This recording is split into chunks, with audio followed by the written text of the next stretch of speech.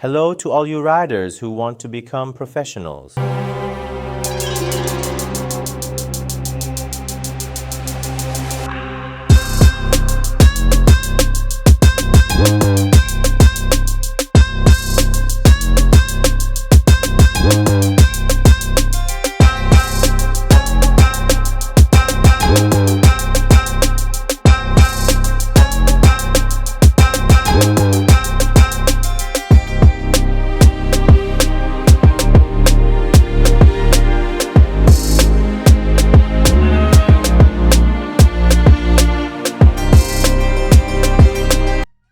If your horse has ever lowered its head during training and you thought, great, my horse is on the bit, then this video is exactly for you.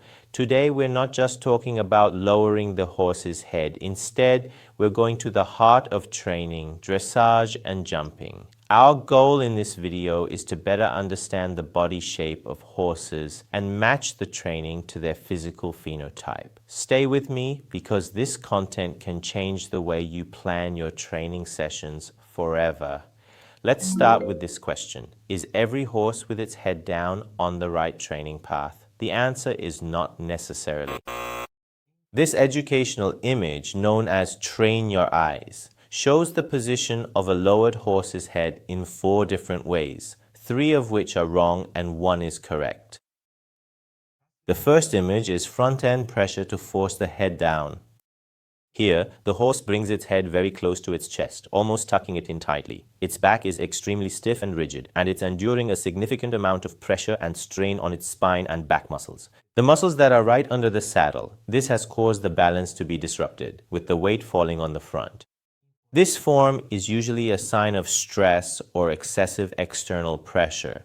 This position is often mistakenly perceived as being on the bit. Here, the horse has only lowered its head by force without any activity from its hindquarters. This situation is dangerous and completely incorrect. The second image is overbending, or a dropped neck with an inactive back. On the surface, the neck is lowered, but there's no sign of engagement from the back or abdominal muscles. The rider has mostly tried to create a beautiful appearance, meaning the position they've created has no muscular foundation. The horse has just dropped its neck without the rest of its body following along. This position can be deceptive because it looks relaxed, but in reality, it has no benefit. This situation can also cause extra pressure on the cervical vertebrae. The neck is curled, but the horse's pelvis and back are not engaged. The reason for this is the rider's overuse of from his hands, without any support from his leg aids at all. Sometimes the rider may use training equipment incorrectly, such as draw reins, a chambon, or very heavy bits and bridles. In essence, the circulation of kinetic energy back and forth has stopped. The horse's neck is locked and the natural rhythm and stretch are gone. There is absolutely no connection between the aids and the horse's body. The main point here is the difference between overbending or being behind the bit, which means either excessive collection or alternatively falling behind the bit. Look at this table. In the section on excessive neck collection, where we mentioned that the horse's face and nose become extremely close to its chest, what often happens is that you usually have contact with the bit, but this contact is established incorrectly. However, when the horse falls behind the bit, the contact with the bit is entirely broken. Another sign that can be very helpful to you is that when the horse bends its head too much, you see that its nose, as I said, its forehead breaks the vertical line to the ground. Its face gets very close to its chest. In a way, it has a beautiful appearance, but this beautiful appearance is deceptive, and this happens without pelvic engagement. But in the case where the horse falls behind the bit, what happens is that the head is bent too far back, creating an unnatural position, and you can easily look at this position and understand what is happening. The risks that exist in these two states, especially in the case of overcollection, are that you have neck locking and increased muscular tension, which can be problematic for the horse. And especially problems in the horse's joints. But in the case where the horse falls behind the bit, the rider's contact with the horse is completely cut off. In a way, mental tension is created for the horse. For those who want to know more about the concept of behind the bit, and so to speak, what it really means when the horse falls behind the bit, at the end of the video, I will provide you with much more complete and detailed explanations. The third image is a complete body collapse, fully showing the body. Here, the horse's head has gone down too far, even more than is natural. The pelvis is deactivated, meaning it is not actively supporting movement, the body is left unbalanced, and there is no real engagement or activation in the horse's back and pelvic muscles. As a result, the weight has fallen onto the horse's shoulders, muscular support is completely gone, and this state causes a significant amount of pressure and strain on the front joints. The horse has completely fallen forward as if it's being pulled toward the ground, which I call the horse falling down. This state is harmful and it indicates weakness in the back muscles. The appearance might be deceiving, but this horse is actually in a destructive state for its body form and overall well-being. One important point to keep in mind is that some people might mistake this movement for the so-called long and low movement.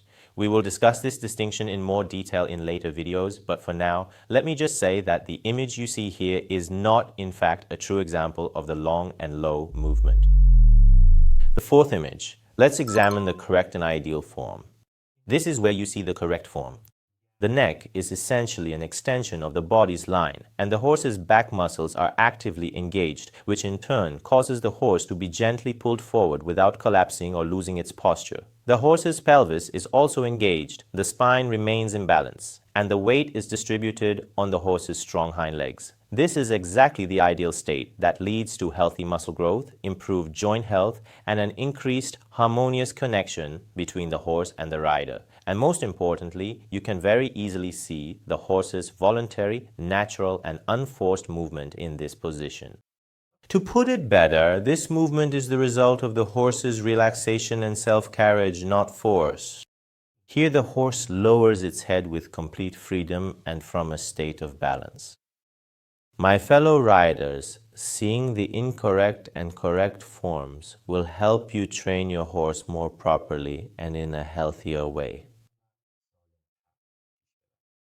Instead of just lowering the horse's head, you should aim to engage the horse's back muscles and pelvis.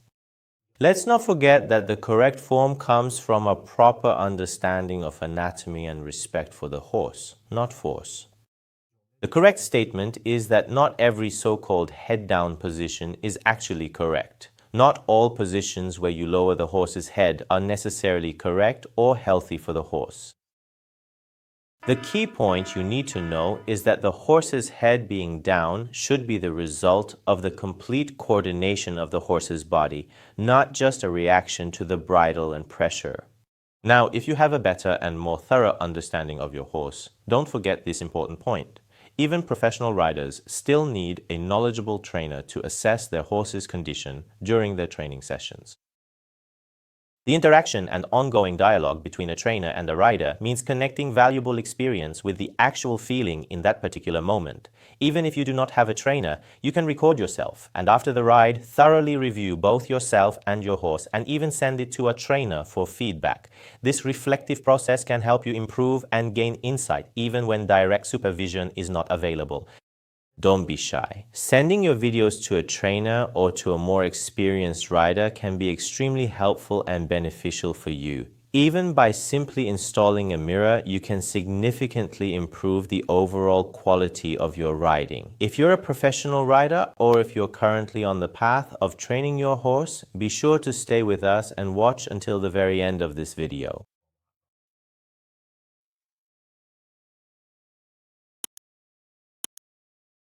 Here we enter the real world of coaching. Here a one-size-fits-all approach is no longer used for all horses. Not all horses are the same. A horse's body phenotype determines which exercises are best for it. The horse's body structure is what determines which types of exercises are more suitable and appropriate for it. These differences can be based on the horse's shoulder angle, the length of its neck, or even the length of its back, its loin, and the development of its topline muscles. Additionally, even the horse's personality and temperament can influence the choice of these exercises. The horse's phenotype and overall body structure can help determine which type of exercise should be performed, in what specific order, and with what level of intensity. Now, let's move on to the 5 different horse body types and the specialized exercises that are associated with each of them. Okay, the first type we're going to examine is horses with short necks. Their characteristics are that they have a short and muscular neck, which makes the horse heavier on the forehand. Their center of gravity tends to be more forward, and they have a tendency to overbend their neck, or what is commonly called overbending. Unfortunately, this tendency is almost always present with this particular type of horse, regardless of the circumstances.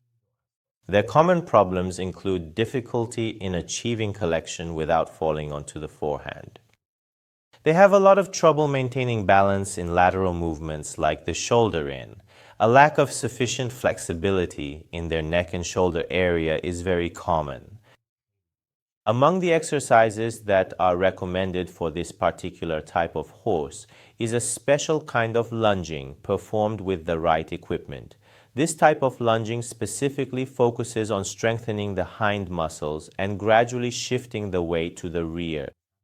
The second is the shoulder-in exercise, which helps increase the flexibility of the horse's neck and shoulders. And the third point is performing frequent transitions between gaits, which assists in slightly increasing balance and also helps prevent the horse from falling forward. Working with poles on the ground can be very useful for activating the hindquarters and improving the horse's balance.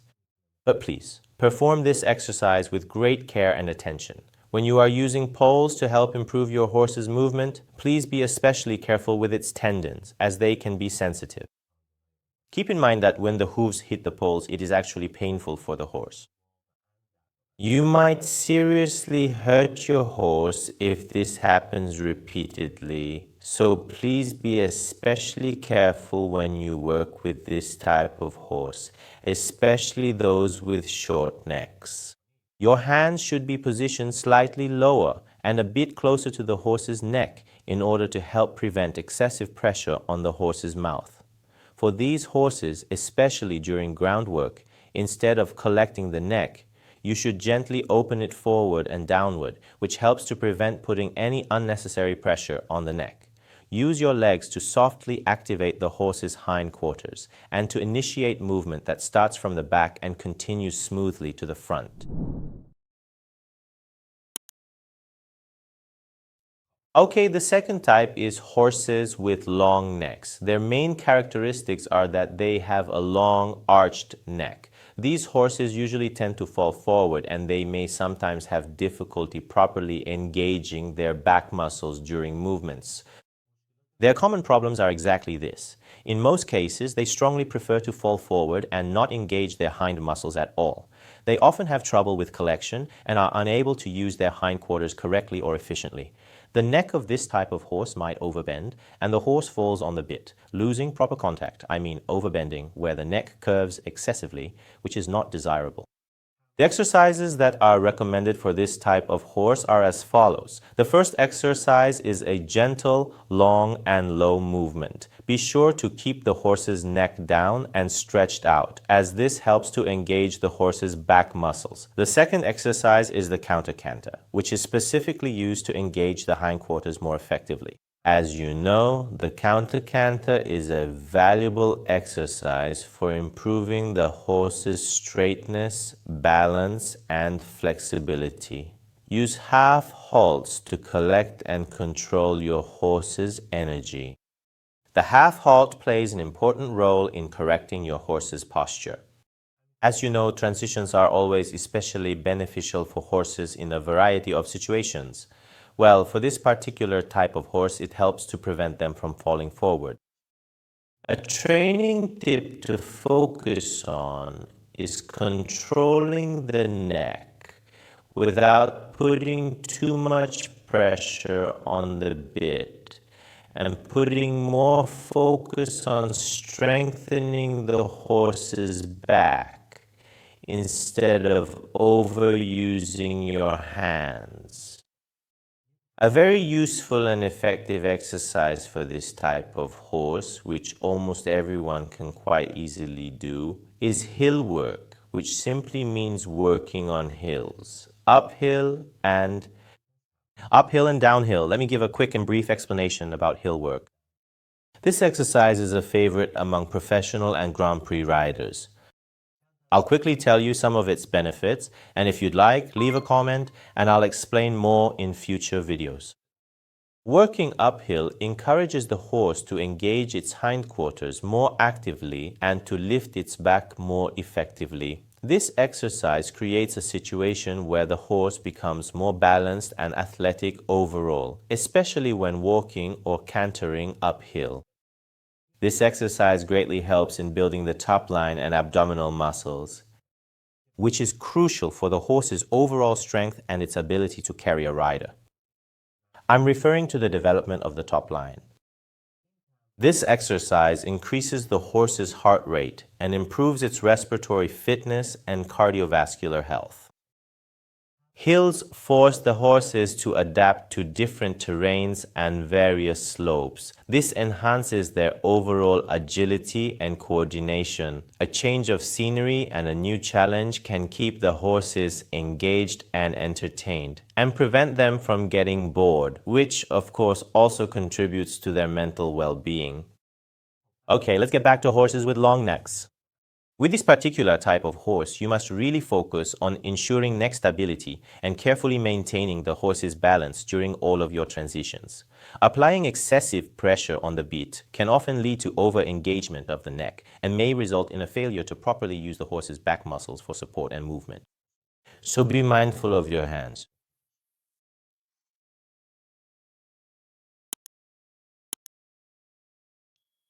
The third type, horses with short backs. Their characteristic is that they usually have strong back muscles. Horses with open shoulders. Their characteristic is that they have floating and long strides, which makes them suitable for dressage and jumping.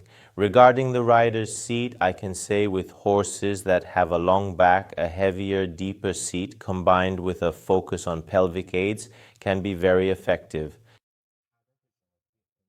Your goal when choosing your riding position should be to avoid creating any tension. It doesn't matter how many horses you ride per day or how many horses you have in your stable.